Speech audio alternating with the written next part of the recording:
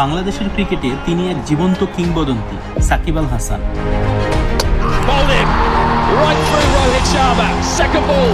তিন ফরম্যাটে বিশ্বের ১ নম্বর অলরাউন্ডার ছিলেন তিনি।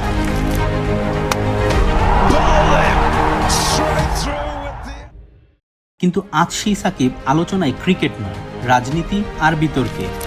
আবারও সমালোচনার মুখে ক্রিকেটার ও আওয়ামী লীগের সাবেক এমপি সাকিব আল হাসান।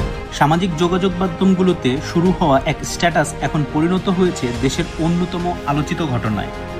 মাঠে যিনি ছিলেন বাংলাদেশ ক্রিকেটের মুখ, ২০২৪ সালে তিনি নাম লেখান রাজনীতির ময়দানে। আওয়ামী লীগের মনোনীত প্রার্থী হিসেবে অংশ নেন জাতীয় নির্বাচনে। অনেক ভক্ত তখনই প্রশ্ন তুলেছিল, একজন খেলোয়াড় রাজনীতির মাঠে গেলে তার খেলা কিভাবে নিরপেক্ষ থাকবে। নির্বাচনের পর থেকেই তার ভূমিকা নিয়ে বিতর্ক চলছিল, কিন্তু জুলাই আগস্টের ছাত্র জনতার গণ অভ্যুত্থান সবকিছু ওলটপালট করে দেয়। গণ অভ্যুত্থানের সময় সাকিব ছিলেন কানাডায়। একদিকে বাংলাদেশের রক্তাক্ত সংঘর্ষ, অন্যদিকে তিনি খেলছিলেন বিদেশি লিগে। এই সময় তার নীরবতা নিয়ে সোশ্যাল মিডিয়ায় শুরু হয় তীব্র সমালোচনা। অনেকে প্রশ্ন তোলেন কেন তিনি কিছু বললেন না। গণ অভ্যুত্থানের পর যখন নতুন সরকার দায়িত্ব নেয়, তখনই শুরু হয় সাকিবকে ঘিরে নতুন এক অধ্যায়। ২০২৫ সালের সেপ্টেম্বরে শেখ হাসিনার জন্মদিনে সাকিব ফেসবুকে পোস্ট দেন, শুভ জন্মদিন আপা। কিন্তু সেই শুভেচ্ছা মুহূর্তেই পরিণত হয় বিতর্কে, কারণ তখনই আদালত বলছে গণ অভ্যুত্থান দমনে শেখ হাসিনা ব্যবহার করেছিল মরণাস্ত্র। নিহতের সংখ্যা প্রায় ৮০০-এরও বেশি।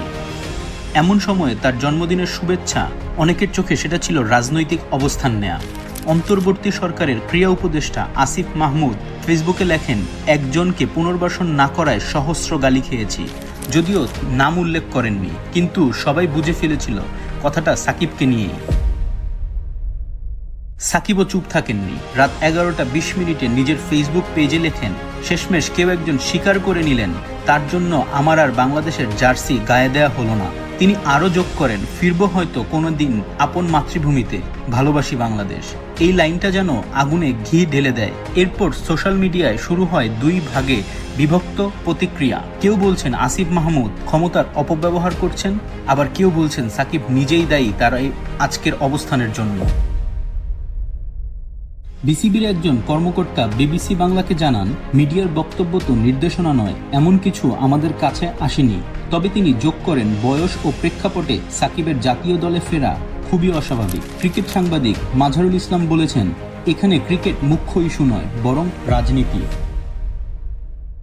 আইসিসি কি কিছু করতে পারে? ক্রীড়া বিশ্লেষক এম কায়সার বলছেন, দল নির্বাচনে সরকার বা উপদেষ্টার হস্তক্ষেপ ভালো উদাহরণ নয়, তবে আন্তর্জাতিক ক্রিকেট কাউন্সিল সরাসরি কিছু করতে পারবে না। অর্থাৎ সাকিবের ভাগ্য এখন পুরোপুরি নির্ভর করছে বাংলাদেশের রাজনৈতিক বাস্তবতা আর আদালতের উপর। বাংলাদেশের ইতিহাসে খুব কম খেলোয়াড়ই এমন বিতর্কে জড়িয়েছেন। সাকিব শুধু একজন ক্রিকেটার নন, তিনি একজন রাজনৈতিক প্রতীকও। একপাশে তার অগণিত ভক্ত যারা এখনো বিশ্বাস করেন তার জায়গা মাঠেই, অন্য পাশে রাজনৈতিক বাস্তবতা যা হয়তো তাকে আর কোনোদিন মাঠে ফিরতে দেবে না। শেষ পর্যন্ত প্রশ্ন একটাই, সাকিব আল হাসান কি বাংলাদেশের জার্সি গায়ে আবার কখনো মাঠে নামতে পারবেন, নাকি এই হবে তার ক্যারিয়ারের শেষ পৃষ্ঠা? আপনার ওপিনিয়ন কি, সেটি নিচে কমেন্টে লিখে জানাবেন। ধন্যবাদ।